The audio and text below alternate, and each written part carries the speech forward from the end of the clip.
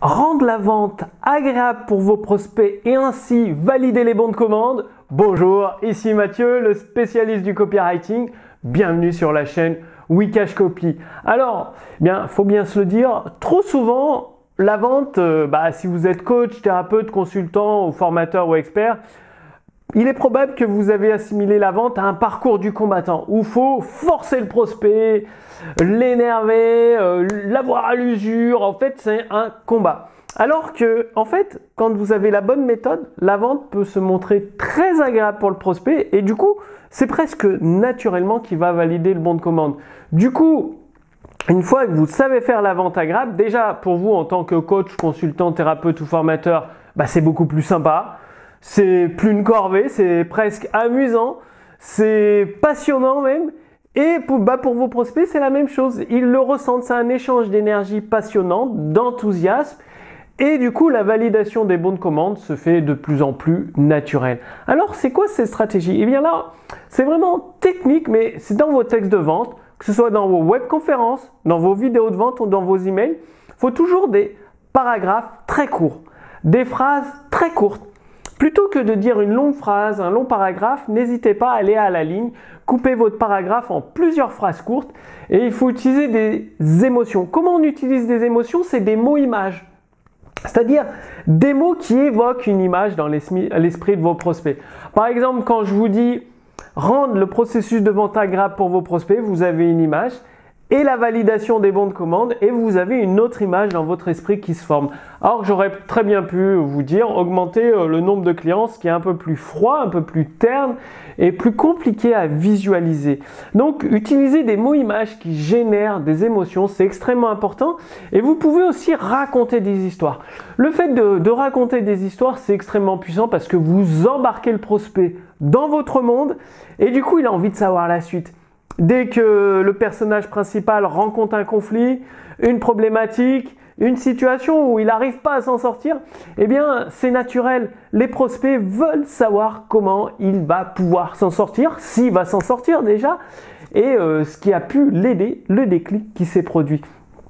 Donc tout ça, ça peut paraître des trucs un peu basiques, techniques, mais c'est extrêmement important.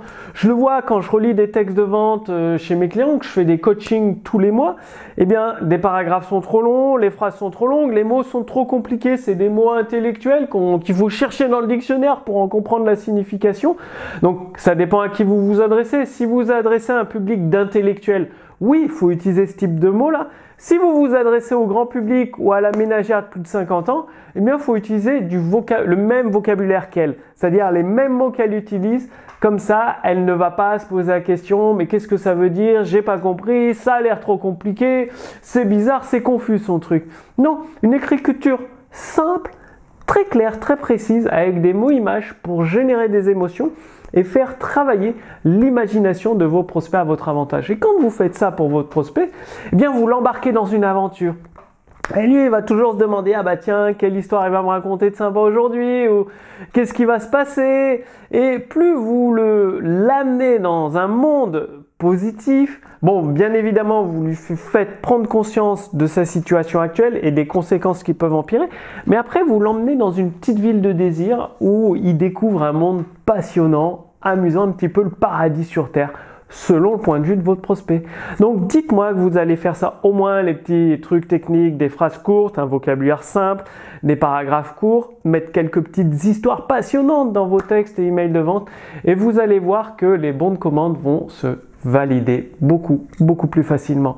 Je vous ai préparé pour vous aider une petite fiche résumée avec les lettres de vente de Robert Collier. Donc c'est une réédition du livre avec les meilleures lettres de vente de Robert Collier, du contenu additionnel et vous allez recevoir des extraits, des recommandations issues de ce livre. Par exemple, comment Robert Collier arrivait avec ses lettres par correspondance que vous pouvez réutiliser dans des emails, dans des vidéos de vente, dans des webconférences, à créer cet enthousiasme, à créer cette envie de lire la suite de son texte pour savoir qu'est-ce qui va se passer et en même temps découvrir l'offre, la promotion et pouvoir acheter, parce qu'il faut savoir que Robert Collier, c'était un très bon copywriter à son époque. Il a vendu des livres, des vêtements, des pneus de voiture, du charbon, plein de matériel, de matériaux différents Tout ça uniquement en vente par correspondance. Donc les meilleures lettres de vente de Robert Collier, c'est une source, une mine d'or, une mine d'informations que vous pouvez réutiliser dans vos séquences email.